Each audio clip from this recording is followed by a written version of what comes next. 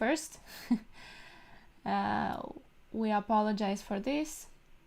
We won't be streaming to the Twitch Chess24 today. If you guys were watching us there, we are going to be on the CoChess Twitch, and you can write us there. We are going to be watching the chats.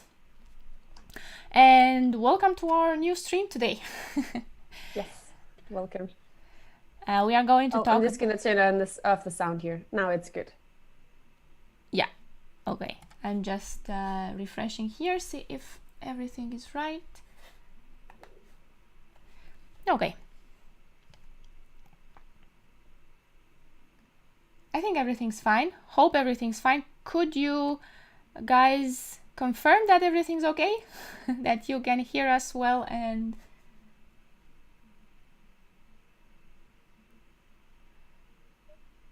hear us and see us well. Okay, so you guys can see us. Great, great, perfect. That's good news. Very nice. So we are going to look at David Bronstein today. Another very strong player, very tactical player.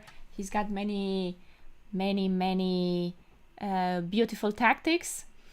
There are plenty of beautiful games from him.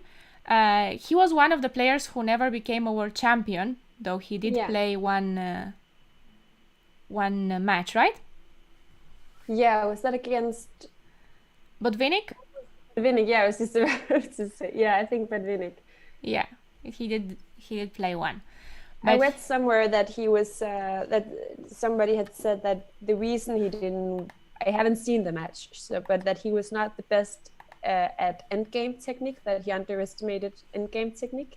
So maybe he was paying almost too much attention to his tactics. I think that's what Botvinnik said. Okay. In the end, he said that he should study some more endgames and. Maybe. Okay. Oh, okay. Yes, I can see the YouTube now. So we are going to start with a very, very beautiful game. It's a game against Spassky. He's playing white here. It's a blitz game, but this is beautiful nevertheless. So I'm going to give you a few minutes to think here. And this is from white's perspective? From white's perspective, yes. Okay.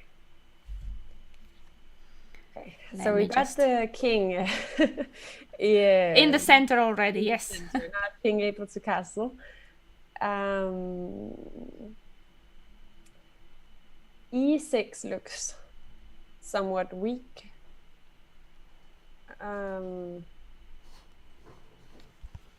It's only protected by the king.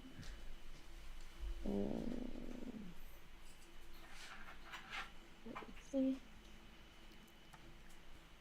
Sorry guys, with all these problems, I just forgot to connect a cable, so I've asked for it.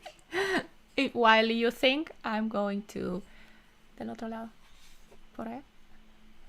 So I'm trying to see if I can find a way to add more pressure on e6. But the only way I can really do that is to play something like putting my queen in the e file, and then I think you can just protect e6 with his rook, and that's a fine move. So I'm not sure if maybe e6 is not.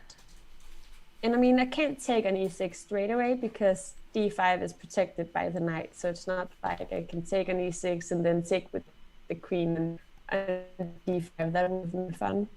Mm-hmm. Yeah, what else is there? We could take the knight here. But I mean, it's pinned right now. So I think we might be helping him if we take it. Then he's also protecting d5 once more. We could trade the bishops.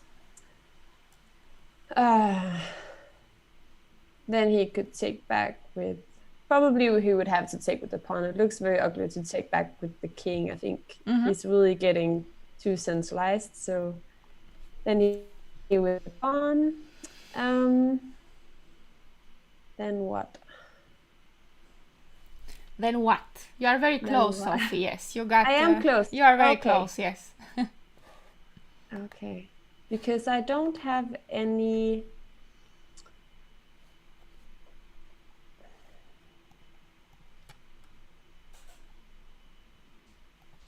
What do you guys think? If people have suggestions, yes. you're very welcome to help me out.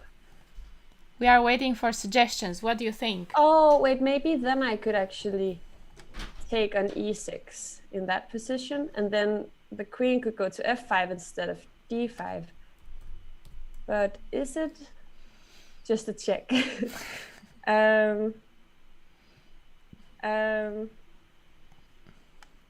it just a check? He can't go back to d7, so he would have to go back to e7. And then I could bring in the other rook. I think this looks very nice, but I'm just going to see if people have any good suggestions. Hi,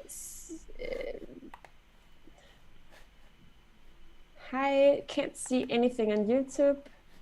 No. Hi, Elephant on Twitch. It's good that you're watching there. So no suggestions so far. I have to work on my own. I think I'm just going to take this line again. So taking here. I mean, if he takes with the king, it just looks... I don't think that can be good for him. So let's say he takes with the pawn. And then I want to take here. Oh, yeah, you're playing it. Yes, then I want to take here. I'm not sure if it's too much to sacrifice. But the thing is that when I give this check, he can't go back, so he has to stay in the e file. But let's say that he doesn't have to stay in the e file. Maybe he could go here and try to hide somewhere. It's not. Might be something better than this. There is something better, yes. Very, very, very close. No checks. Okay, there is one check. We could take the knight on c6. Then he could take back.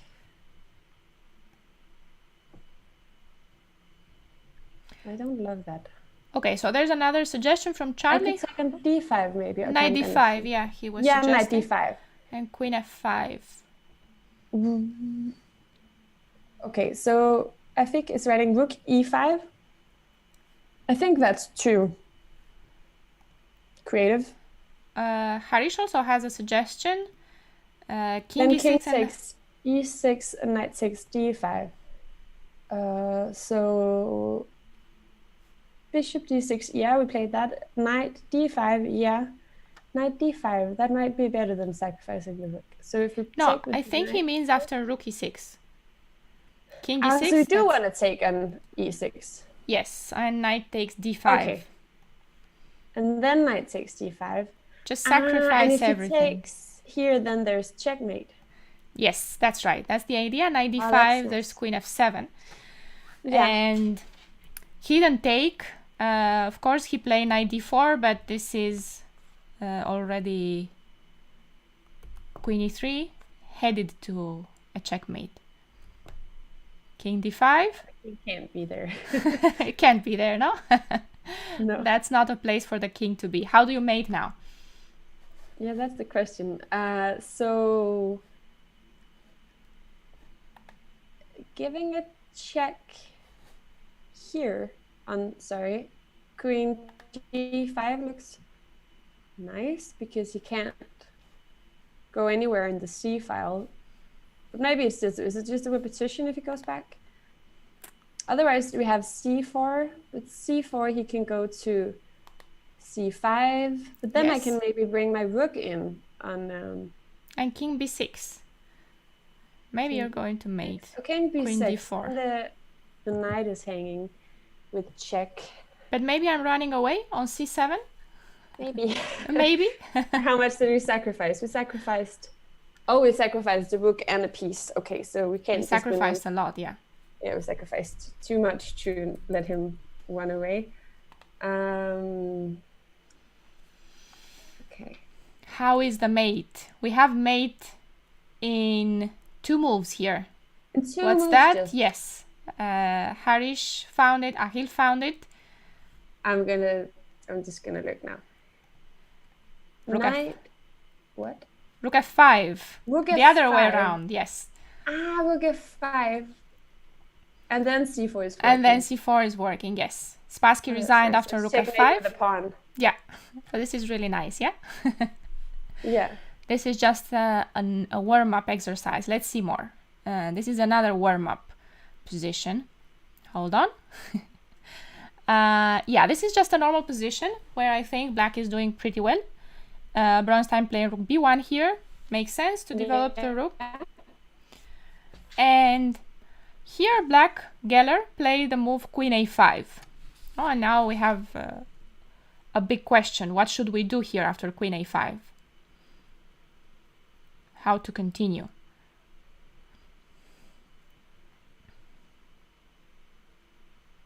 So there is a pawn on b7. Exactly, yes, that's the question, because there's a pawn on b7 hanging. And what is his idea if I'm just being greedy, if I just want to take?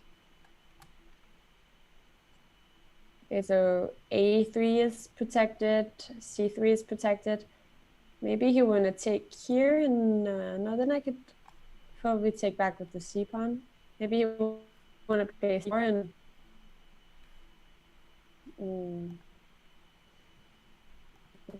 okay, we could go for something more ambitious, like trying to trap the queen, but Queen a6 seems to be, enough. a6. And I can't really, it's no good. Yeah, the question is here whether we can or not take that pawn. Should we or should we not take the pawn?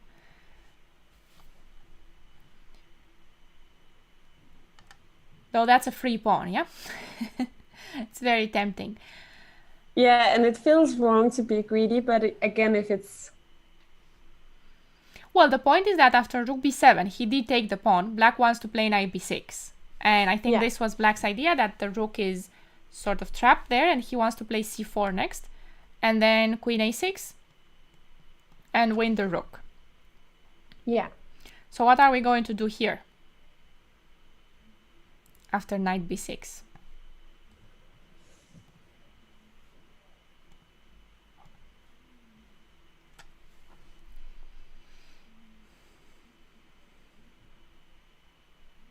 So you want to play c4 next move? And queen a6, yes. And I want to get your rook. We play c4. I So think he can't play c4.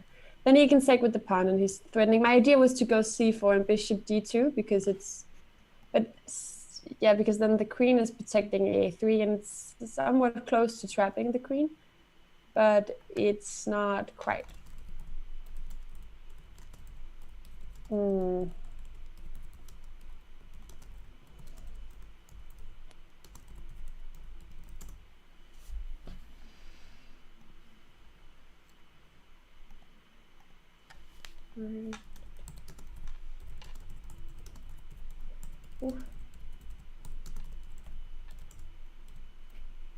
I'm gonna look in the chats. When it rook takes b7, yes, I think we can take the pawn. That's what we did. Now we're trying to get out of this without losing a rook. And I don't see any suggestions after this knight b6. Okay, so there are no real threats against the black king. As far as I can see, we can't take an f7 or anything crazy like that. We have an idea, no? Because see, we are talking about Bronstein and attacking ideas. Here he goes g4. Wow. Surprise, the rook is on the 7th rank, so now we will start the attack. Did he play c4? Yes, there is actually more to it than that, because after c4 we have the move. I mean, we could pretty much place the queen anywhere. Queen b1 is one of them. Queen f5 can also be played, but the point would be that now I want to take on b6. And in the end, d5 will be hanging, yeah? I'm going to play g5. And I've sacrificed a rook, well, in exchange for 2 pawns, and I get this great center. e4 is coming next. That's plenty of compensation for the exchange. So what does black do here after g4? He plays h6. There's no g5 anymore. So what are we going to do about it? We should play h4 if we have to continue in that way of playing. Yeah, we have to play h4, yeah? Yeah. If we started, we have to continue. So now again, if they go c4, we're going to move our queen c2, queen b1, and take on b6 and play g5. Yeah. Okay, now we are going to lose the pawn on g5. So for example, knight h7 can be played, but still, this is very good for white. e4, great pawn center. And I think we even have ideas with bringing the rook to g1. Yeah, somehow. Yeah, I was looking at queen g2 and then knight f6. Yeah. Yeah. You mean in this position after knight g5? Already now maybe. Yeah, I think he has to play something like knight h7 if queen g2. f6 is also possible. Yeah, then that's true. But then maybe playing e5 after that. Yeah, we can still play e4. Maybe, yeah. But even here after e4, you can play with queen g2. I think you can still do that, yeah? Just get the king out, king h2 or king f2, and rook g1 or rook h1. Still a very good position. But he took on d4, so he kind of said, okay, I give up, I'm not going to take the exchange anymore. And g5 happened anyway.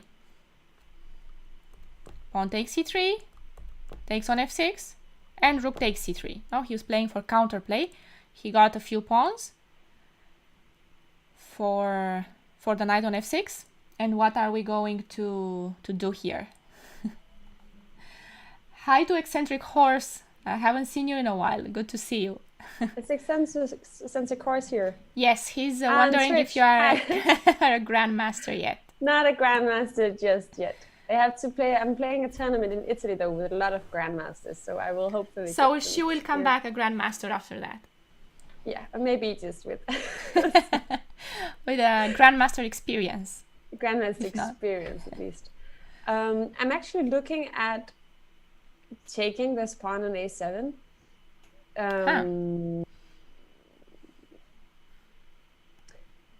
Just because if he takes with the queen, then the rook is hanging, and if he takes the queen, then his queen is hanging. But it's kind of complicated, and maybe the e3 pawn is just too much for me to handle in the end. I don't have any. I do have one check here. It doesn't seem to be very good. Okay, maybe just. But my worry is if I play something like rook, queen d4, that he will push this pawn, and I think it's going to be hard to stop because his queen is also somewhat looking in e1. Charlie's got it all figured out. Charlie, I'm going to see you, Charlie. Queen g6. What? How do you like that? What? What? Queen g6. What is that? Okay, and he takes, and then rook takes g6, g7. King moves, and then playing f7. Nah. No, knight g6. Knight g6, yeah? Achilles just improving it a bit. Game over. Game over. Queen g6 leads to mate. It's not an easy mate in it's not an obvious one. It's not an obvious one. No, not obvious at all, I know. But I imagine it's one that he had already seen. Yeah. Probably. For a while. But it's a very nice one. Nice one, yes? It looks familiar, so I think it must be in many tactics books. Let's see more beautiful ideas. Let's see this one against Kotov. So, again, we start in a normal position. White is slightly better. I think we have better developed pieces. Yeah, our rook's on the d file, nice knight on d4. Pieces out, black still needs to develop this bishop. So here, what does Bronstein do? Rook g3, of course. Yes. We are ready. We can already point at the king.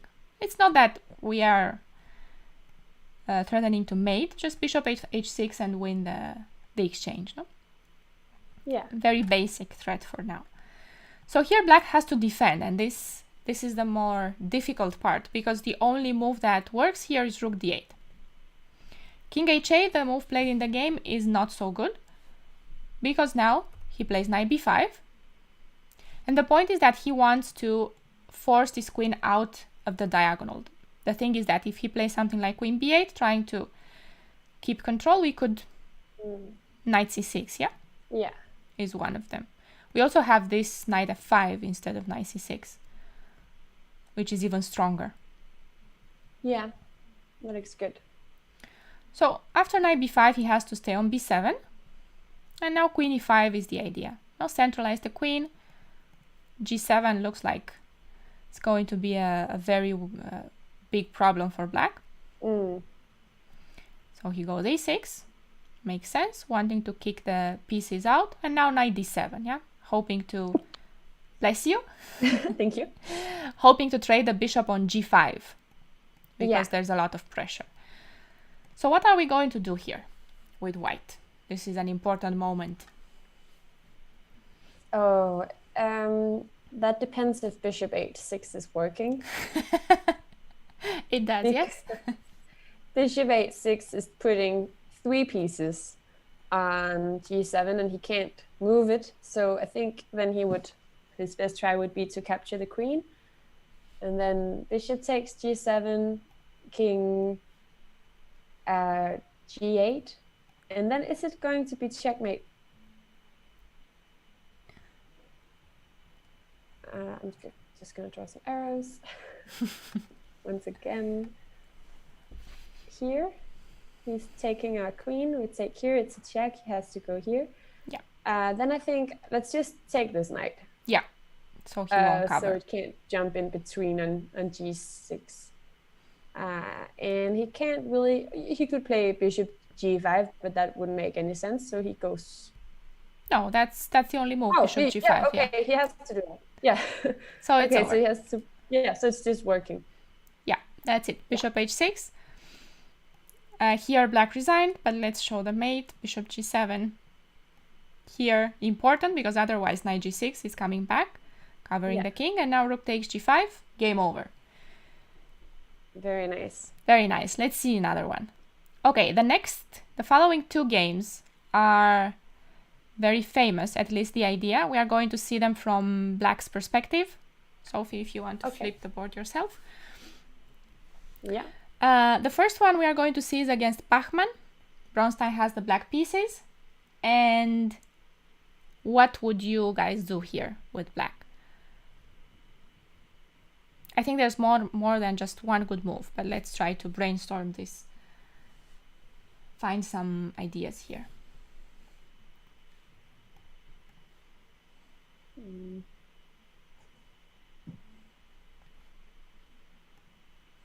Like the first thing I notice is something going on in this diagonal from g7 to a1. Some pieces are maybe a little bit loose. Like if we move this knight on c5, then potentially this knight could fall.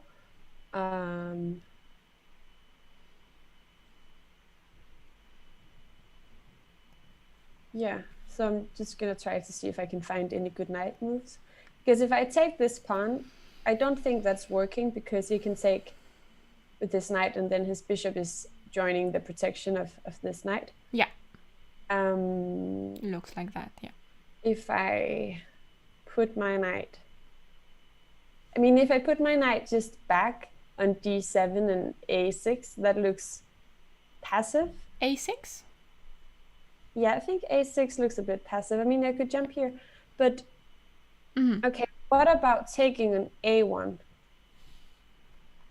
Because some of the lines, it's annoying that this bishop is also controlling this. So if I take here, and then maybe take here.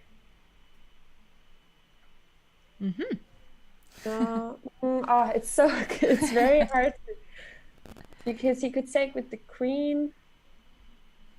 then I'd take with my queen, he takes with his knight, I'd take with my bishop, like Yeah. something like this. And it looks like you are getting back the exchange. And it Yeah, I looked like think the so. warm-up worked very well, yeah? Yeah. Rook a1 can be played here. Rook takes a1. And this is the point, the one that you were showing, knight b3. And knight on c3 is hanging. So you are going to get back the material. Let's see, queen b3. You were looking at this. Queen takes, knight takes. Oh, can you refresh the board? Yes, sorry. Good. Rook a1 here. And bishop takes c3, yeah? And you get back the exchange and you've won a pawn. Okay, still need to win this endgame, but we already have some extra material. This can be played. Not sure if Bronstein didn't like this endgame very much, or he thought that maybe he could get something more out of this, but he played h5 first. Which also works, because one of the typical ideas in this structure is to go h4 and weaken white's king side. White doesn't want to play h4 himself either, because he leaves the square g4 then, no? And then maybe we could bring a knight here. This also works very well. And now he plays rook e2, h4, and he goes rook d2. And now the whole idea that you were mentioning before works even better. Okay. The same... because now the rooks won't be protecting each other in the end. Yes. Is that it? And we also have some ideas with queen f2 you're going to see. Okay. Here he takes on d4. No, and now he has to take with the rook, and we have knight b3 double attack. Takes here, and queen f2. Oh. There's much more than just the material now. Mate is going to happen. He goes rook a2 and queen g3. Queen c3. 1, 2, 3. 2 pieces. So now we have 2 minor pieces. Yeah, that should be very good. And a whole lot of pawns. 2 pawns. Okay, only 2 pawns, but... Oh, and we could even... Oh, no. Get another one, yeah? Yeah, I was looking at... I was actually looking at taking on on e4. Not in that exact... Before he played... before he played rook a3. As maybe you could take on e4 and then take with the queen on h3 afterwards. But because queen then e3 it goes to g1, queen g3, and I don't know. I think in this position it works. Necessary. Yeah. If it's black to play. Yeah. So you want to take rook e4, bishop takes on e3, king g1, and queen e3 to take on e4. Yeah. Maybe. I think that's good, but I think after rook a3, it's not working. No, I don't think you need all of that. Just bishop h3 here. And if he takes on, we take check on. Okay, he did. Then I can see. He did, and then we take here. Yeah. And then queen g3. No, queen c4. No, yeah? of course not. Queen the g3. rook is. And he can just take it. The rook is still working. Rook is still working, but we have another pawn here, and there's another pawn on 4 pawns for the exchange. Almost 5 with the one on e4. Yeah, that's true. That's almost a full rook. Yeah. Now queen e6. And here rook a8 to bring this other rook. No, rook a2. h3, and here white resigned. Okay, so we saw this one, and let's see this one now. Here this is... From black's perspective? Black's perspective as well, yes. It's Bronstein with the black pieces. And thank you, Charlie. Saying that I'm strong today. I did do some tactic trainer before, but I got impatient in the end, so I'm glad that it paid off a bit. Yes. Sophie and tactics work very well together. Yeah. Yeah, I was saying that this is a game against Zita. Yeah. With the white pieces, and here Bronstein plays knight g4. Again, quite typical. Sometimes then this knight goes to e5, and Zita plays h3, like, okay, go away. So what are we going to do here with black? We might be able... Okay, so there are 2 moves we should consider, I think. Maybe there are more, but we could move this knight. I don't want to move it back. Then I think it's just waste of time, but maybe it would be a nice piece in e5. Like kind of pointing towards the square. Or we could go take here. With some ideas that if he takes with the queen, there's something about this diagonal that doesn't feel very safe. Yeah. I haven't exactly like something about moving this knight and then taking here. I think that would be good just right away. But if he takes with the king, that's what I'm concerned about. If I take here and I don't think I should be concerned about that actually. Yeah, because he's going directly into this, like something like this maybe would work. Then we have 3 pieces pointing on d4. Yeah. Yeah, I think taking on f2 is what he's going to play. Knight takes f2. Yeah, knight takes f2. And how's your line? If queen takes? If queen takes, then knight d3. Then knight d3. Yeah. So you just want the rook from e1? No, I want to take on d4 with the bishop. Okay, yes, you want to take on d4. Yes, that's true. Okay, so queen takes f2, there is knight d3, that's true. But there is one thing that white can play if knight takes f2. He's got a very strong in-between move. And that is knight a4. After knight f2. Knight f2, knight a4. Because the line that you are... Yeah, okay, so he opens up for his rook if I take that. Yes, just let me double check this queen f2, knight d3 that you were suggesting. Do I have knight a4 here?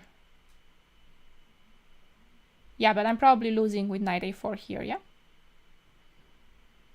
I mean, knight a4, I can take that. Take on... Right? You want to take on a4? I thought, yeah, maybe you can also take and then, on a4. Oh no, maybe I can't. But then I defend on d4, no? Yeah. I take... Yeah, so I was thinking that you can also take on f2. So I have to start with knight a4 here. Knight a4 in this position. And the point is that if you take, I again open my rook, no? Pawn takes a4. Yeah, and then I have to spend time moving my queen. And I defend my knight. Could we take... This is... before taking on f2, yeah, could we then take on a1 first? Okay, so how is the line then? Rook a1. So I'm gonna make some arrows. So then it's taking here. I mean, he could take the knight, but then he's gonna lose a pawn and it doesn't look good. So I guess he should take back. And then taking an f2. Queen takes, and then knight d3. And then if he is gonna go... Oh, no, wait a minute.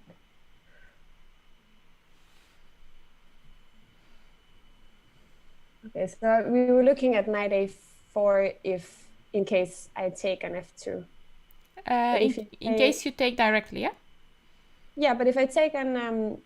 a1. I mean, let's say I take rook takes a1, rook takes a1. Yeah. Knight takes f2. Yeah. Then knight a4 won't work because I can just take it and then there's no longer a bishop protecting that's d4. True.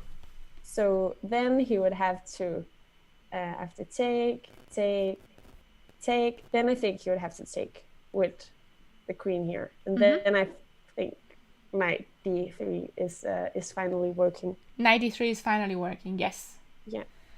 That's true. Rook a1, this is how the game continued. This is a very famous tactic in the King's Indian, showing the power of the bishop on g7. And he used it twice, no? Rook a1, and here he plays knight f2. Yeah. Let's see, if queen takes f2, you have knight d3, and then you take on d4. If knight a4, you just take on d4 anyway, yeah? There's no no real point in knight a4 in this position. No. I can simply No. take. Yeah. And if he takes with the king, then this is also very beautiful visually, because you take on b3 and everything's pinned, yeah? Yeah. Takes on d4 then, or takes on d2, okay, whatever they allow. They still have rook b1, but in the end we are going to take on d4, and that's double attack, and we take on b6. Yeah. Or on c3. If king e2, we might take on c3. Yeah, that's, or on c4 maybe even. We can choose, yeah? Yeah, lots of options. Lots of options after this. So in the game he played rook e3, but of course after rook e3 we just pick up another pawn on h3. Yeah. So that's a very important bishop and 2 pawns for the exchange. And still problems on that diagonal. Still many problems, yes. Yeah. Because here, look, he plays knight f2 back. Saying you still can't take my knight. I have bishop takes d4. Oh, and I can see people on Twitch. I haven't looked so much at Twitch. I can see GB Jabba also had rook a1, yes. Order. Yes, I see it now as well. I was watching the YouTube chat and saw many people suggesting rook a1. Yeah. So you guys got the idea here. 94. Yeah, but that's also like from the previous yeah, position. That's why I showed both of them. So you see that it works in many ways, no? Queen f4 here. And this was just a matter of technique, basically. Yeah. Plays here. Now takes on d4. Okay, white is trying something here with queen b8, but he just keeps everything defended. Now bishop e5. Goes queen a7 and queen b4. Oh, he wants queen e1. Queen a2. And now he goes queen f8, because after queen h6, I like this maneuver very much. Queen f8 with the idea of queen h6 and queen h2. And this is over. Yeah. Very precise again. Play bishop h3, and after queen h6 resigned, because queen g2 can be played, but then we have one check followed by rook d2. Or even, no, there's probably not. I mean, we could even take on h3 in that position after we give the rook check on d1. And you want knight f2. Maybe take on h3 and play knight f2, but it's like no need to make it. Yeah, because your bishop on c8 is also hanging. Yeah, that's true. Oh, maybe you want to play knight f2 directly, like here, without taking on h3. Oh, yeah, maybe that would work. That might be, yeah, winning as well. Yeah, knight f2 should be winning. I've looked at this, and this is also winning, because I'm taking on h3. I don't even want the queen. Queen h3 is mate. Not even interested. Okay, so this idea with rook a1 is very important to remember. The bishop on g7 and the weakness of the dark squares that can be played in many situations in the King's Indian. And now let's move on to our next position, which is sort of an endgame. No? It's a very quiet position where nothing is going to happen. Or so we think. Yeah, Black's perspective. Okay, so we think. Or so we think, yes. Okay, so what would you do here? I would, of course, think about it. Yes, of course. For a long time if I had the time. But knowing Bronstein a little bit better after today, I'm just thinking if he would consider to take this knight on f3.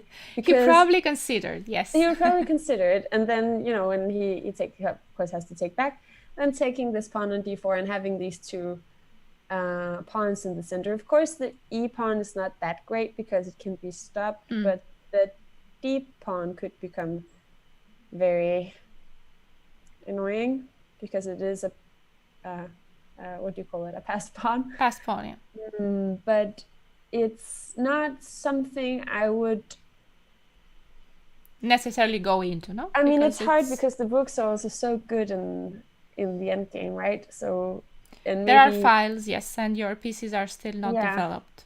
So maybe I should go for something. What else is there? Rook f3 is definitely interesting, no? I could go here and try to add some pressure, or But I mean, I'm also looking very like short term right now. I guess I have to find out what's going to happen with these pieces. Good point, yeah. Yeah. I mean, the fastest way to get the bishop out would be to play e5, so it could come out this way. But of course, it's not necessarily.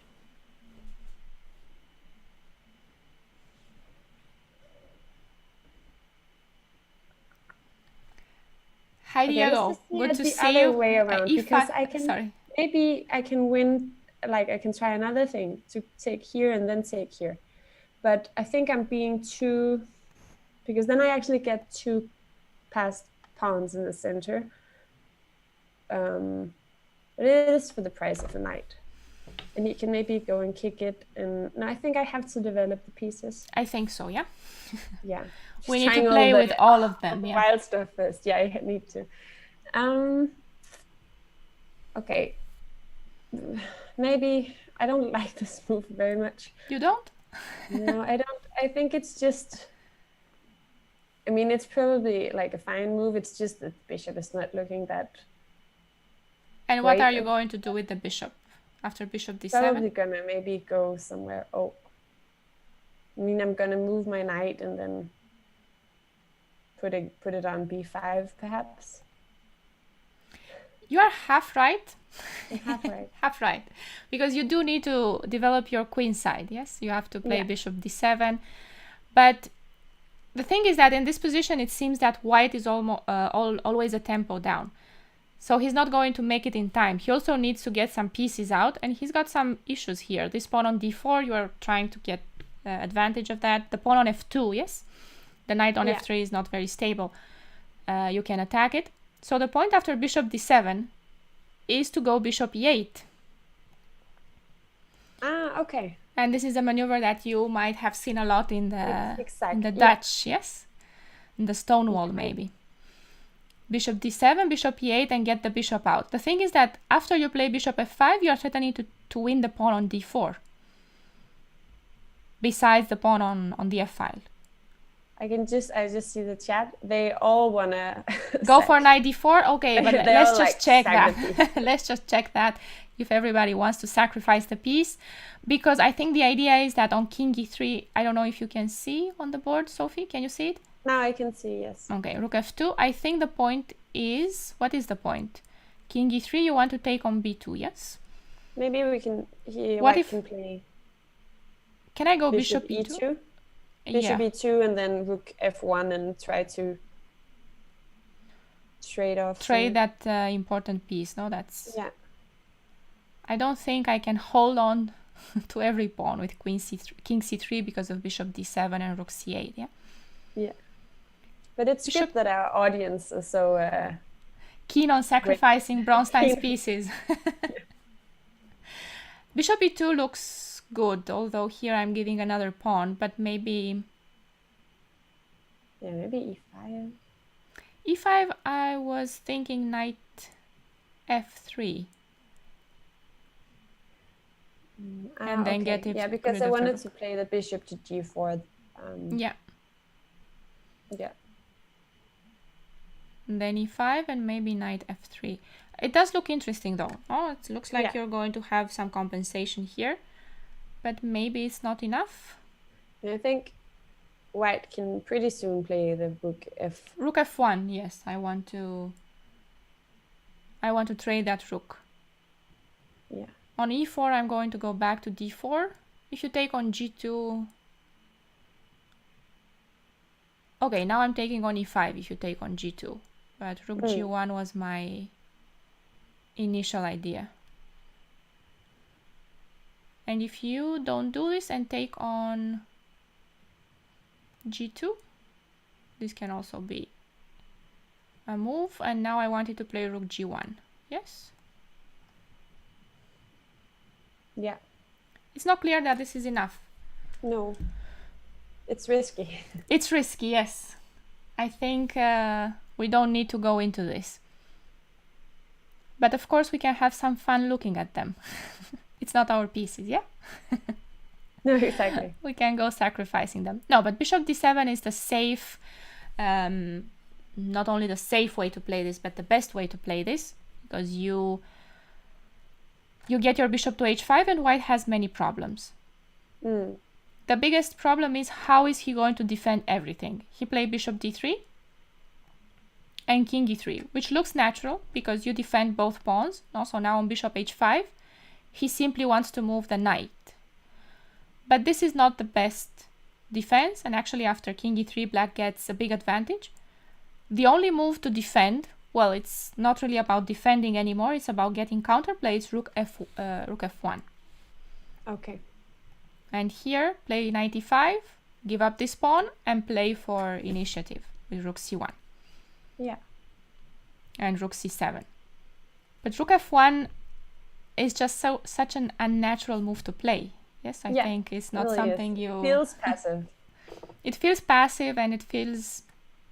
No, you see king e3 is probably the most natural move here that you can play. But this doesn't work. Let's see why not. Bishop h5, knight e5, and what are we going to do here after knight e5?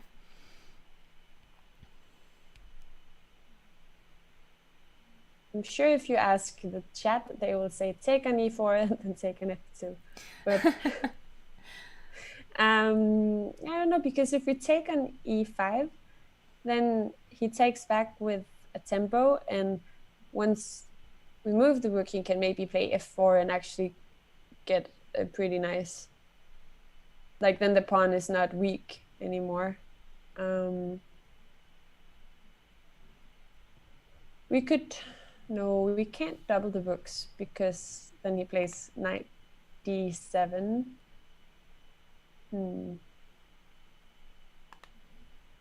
The knight is of course also quite good on e5.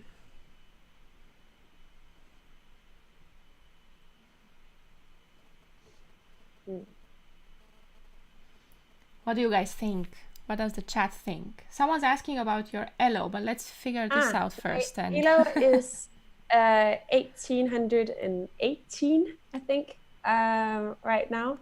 And that used to be my blitz rating used to be about 1819, but it's actually gotten like a good piece above 2100, so that's very good. I can't sleep anymore when I... It's about your elo, Sophie, I think. Okay, sorry, now you know. Now you can go sleep. You can go to sleep. Yeah, you can guess. But I think that's one of the things you shouldn't ask about, like ask people to guess, because you can really get some rough answers. I once did that when I was working as a substitute teacher. I didn't ask them about my elo, but I asked them. I was 21 years old at the time, and I asked them how old they thought I was. It was like first grade or something, and one of them said 47.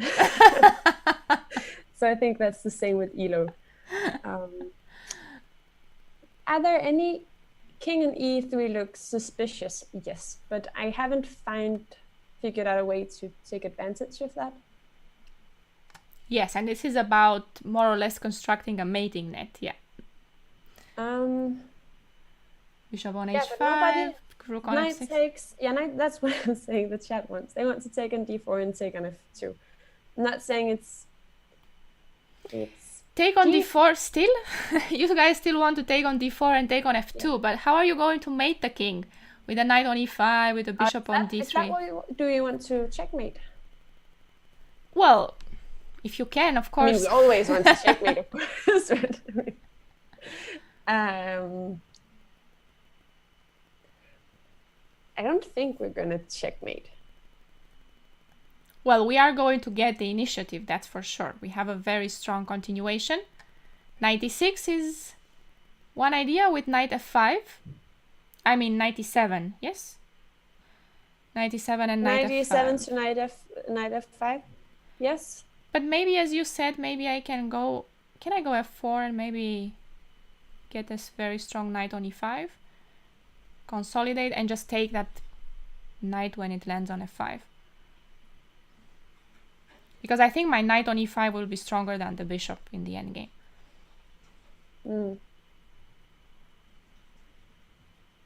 Rook f8.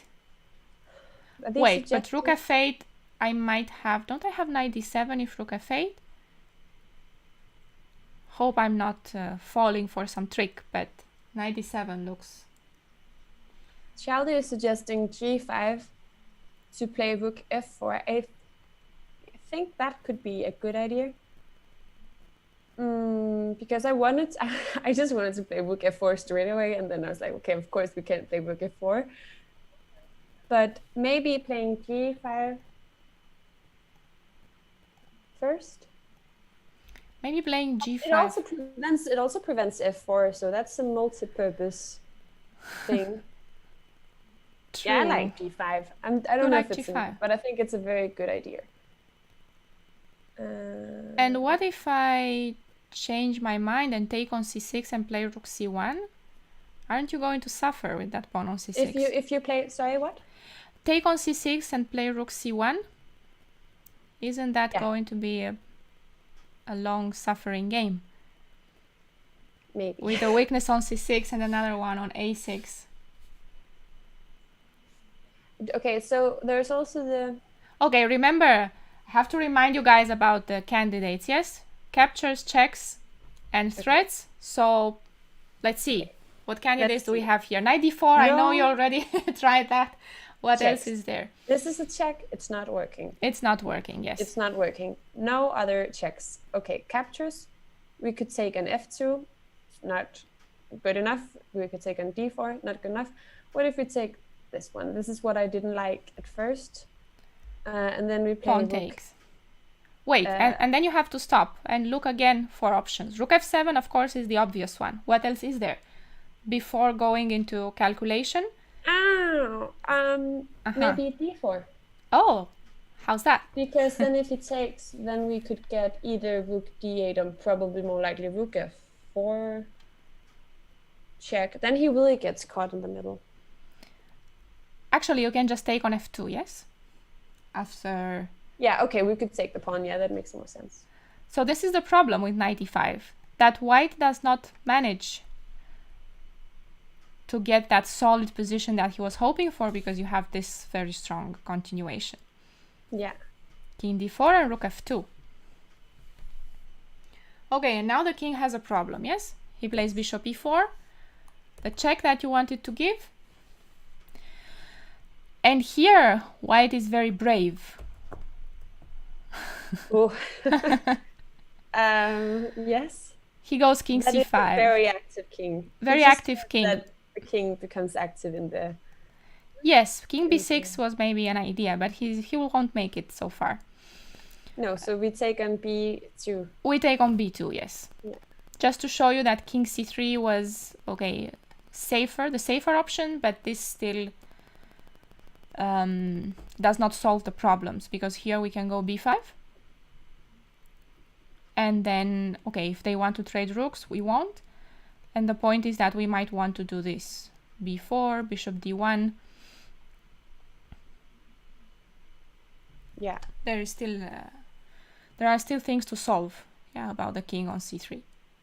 Not easy, but king c5. Let's see this brave move. Rook b2. Rook b1. Check, yes? Yeah. King d6. What do we do here? It's just like an absurd way that the king is trying to get to a back rank. What do we do? Okay, so we have a rook hanging here. We're going to look at checks first. So let's take a look at rook d2. That looks like the most logical check. So I'm going to take the pawn. And then I'm just going to play rook e8 next move. Yeah, if I go king e7, sorry. If I go king e7, rook e8 is mate. Yeah, so he has to take the pawn. So I have to take the pawn, that's my only hope. And then where's the mate? This could be like a quiet one. No, I want to have... Okay, so right now he has this square to escape to.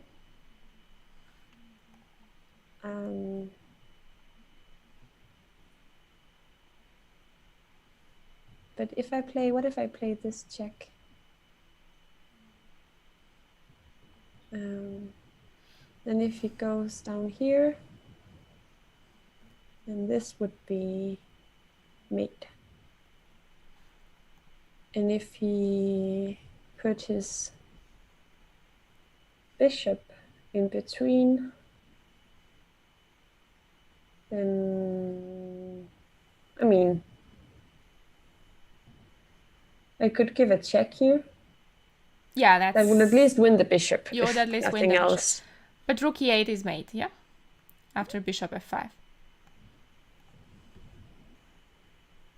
So bishop g4? Of course, because I was thinking, and now the rook didn't cover e8, but it doesn't have to cover e8. Yeah, that's true. King e7, rook d7. Yeah. You are looking at this, and the other one is here, bishop f5. Yeah. And rook e8, simply, yeah? Yes. Game over. Very nice. I think he has very nice in-game style. Yes, he has many positional games as well. Very good games. But I've only chosen the ones with the great attacks for today. Could we defend the e6 pawn was a question with king f7 earlier, yes? Here on king d6. Play king f7 and don't we lose the rook? Or is there... No, there's no more mate, yeah? No, I'm sorry, what position is... If he can play rook give...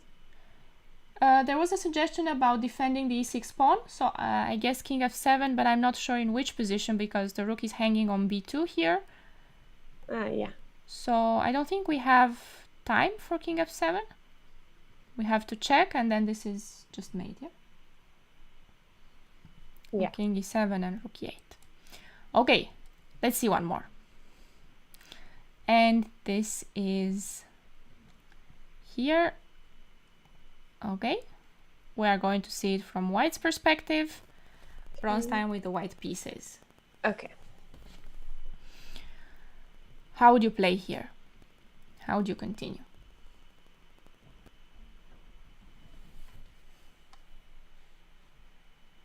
Did he already sacrifice it? No, he didn't. No, not yet. I'll leave that to you, yeah. Yeah. Okay.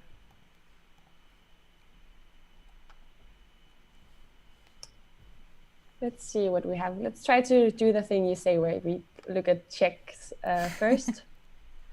There are no checks. So no that was checks. easy. Yeah, that's easy. Then we move on to captures. There are a few things we could consider to capture. We could capture the knight on g5, but I think it's not a very good trade. Yeah. Because,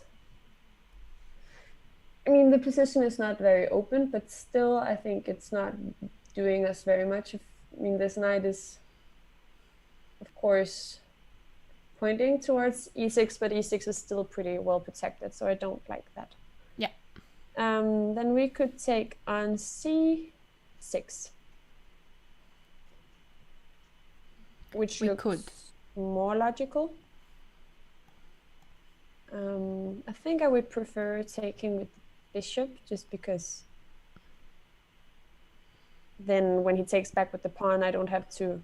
I mean, if I take with the knight and he takes back with the pawn, then I have to move my bishop. But if I take with the bishop and he takes with the pawn, then I have time to make another move. But I don't see anything that's winning. No, we are not looking for a way to win here. We are just trying to improve our position. Yeah. Improve. But, I mean, then let's say we take this and play. We could consider going b5 then, or maybe we should just... No, if you play b5, I think... Don't they have c5 there? I know you have a knight c6 idea, but... I think these positions are the hardest one, where it's just like improving. We could play a4 or h4. h4 is probably not so good because it's not protected. I'm surprised you're not looking at the king side, knowing the... Yeah, knowing the player? Yes, knowing the player, knowing what's going to happen here. Yeah, well then G4 should be maybe, because I don't like H4 very much. Unless I can play like H4 and H5 in one go, like playing something here, here, here. But I think you can play it back then. I'm gonna look for suggestions. F4. F4 has been suggested in both chats, and that's what he played. But I have to say that the move that you were looking at, Bishop C6, also makes a lot of sense. Maybe followed by F4 next.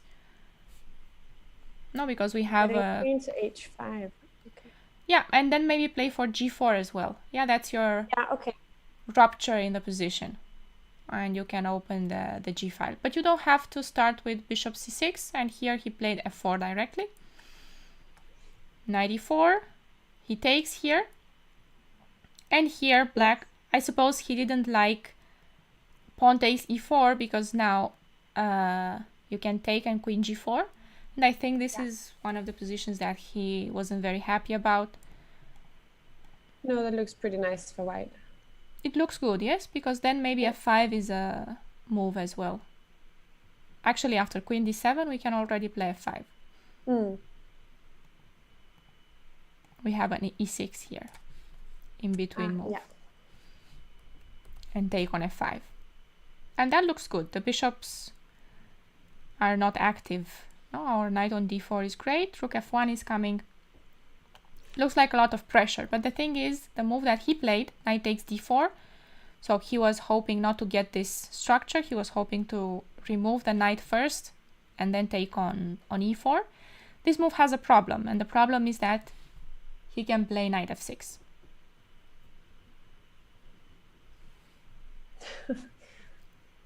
Rook takes F6. But why does he have to take with the rook? He doesn't, but if he takes with the pawn...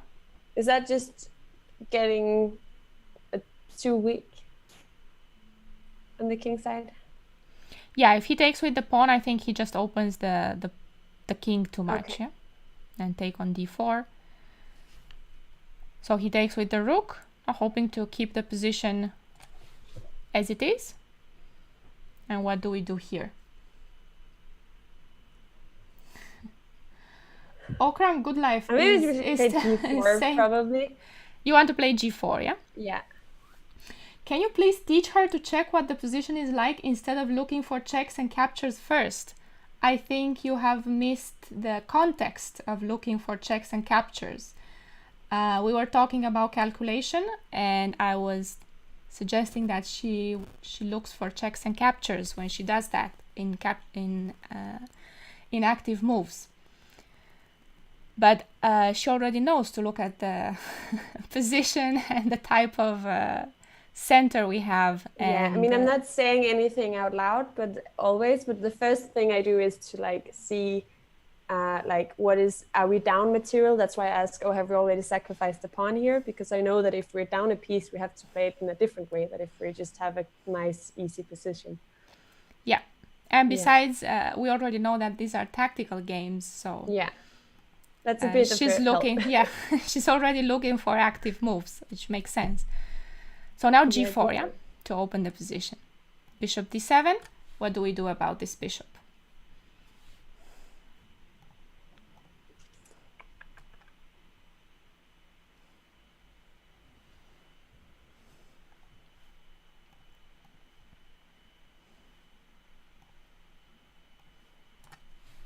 I mean, maybe we put it on D3. Yeah, we put it on D3, yes. Yeah. We don't want to trade a bad bishop. We are going to need this bishop and use the light squares on the king side. G6, and now he plays king H1. Just prepare rook G1 and attack on the G file. Rook G1, he tries A6. Okay, what do we do here after A6?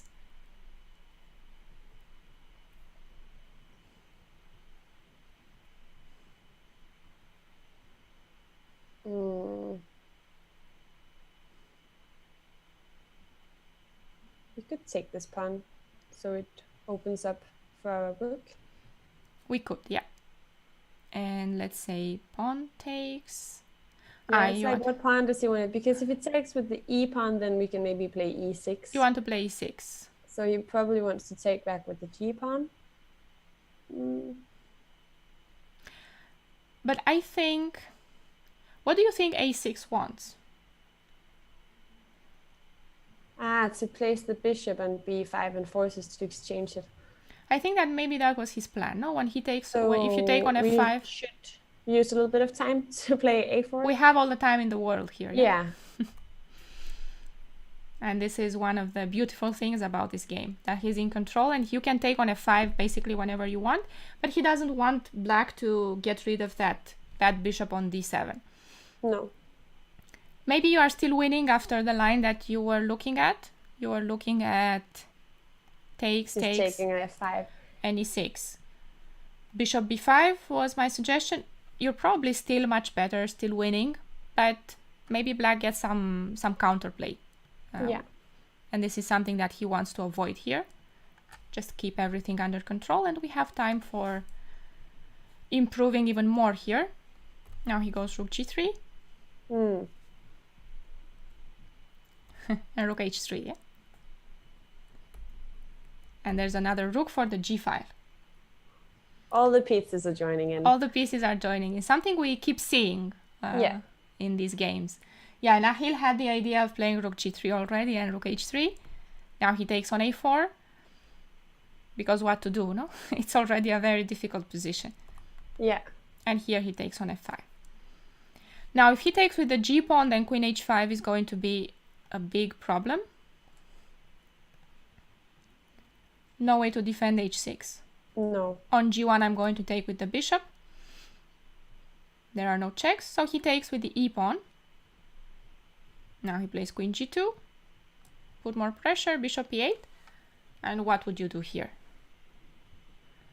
with white?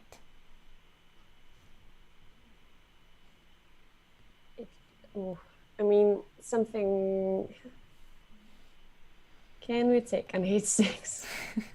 If we take an h6, he has to take, of course.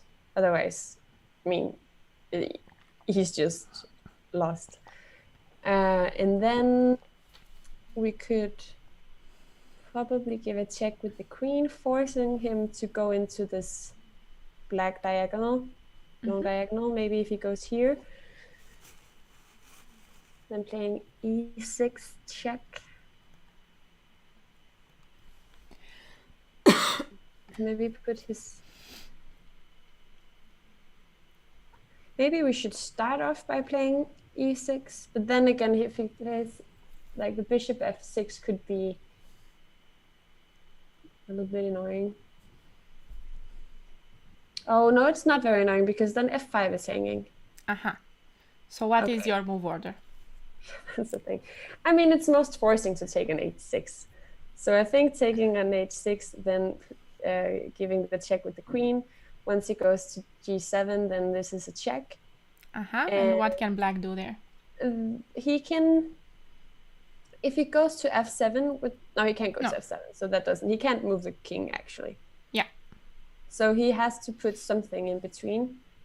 And no matter if it's the rook or the, well, maybe we take if it's the rook, but probably not. Probably we just, whatever he puts in between here.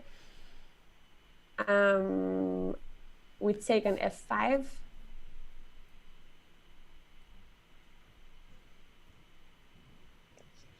Is it? And then he, what are we threatening in that position?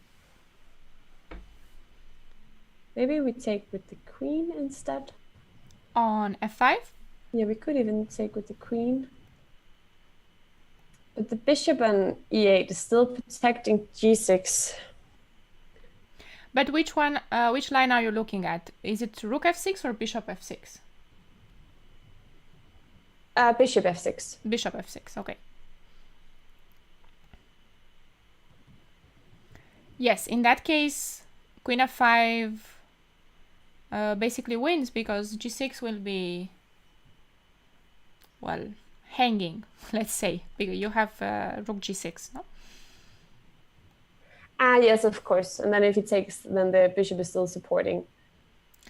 But rook f6 is not the same. Rook f6, let's see it. Let's show it. Rook h6 is what he played, but it doesn't mean that it's the correct way to go. The right way to start would be with e6. So your instinct was right here. Okay. You are right about starting with e6, and rook h6 is coming. Basically, whatever he plays. If he plays h5, you're going to play rook h5. So that's... Yes. Okay. This is actually very nice. h5, rook h5, pawn takes, and bishop f5. Yeah. This is a nice mate, and bishop g7 next. Very nice.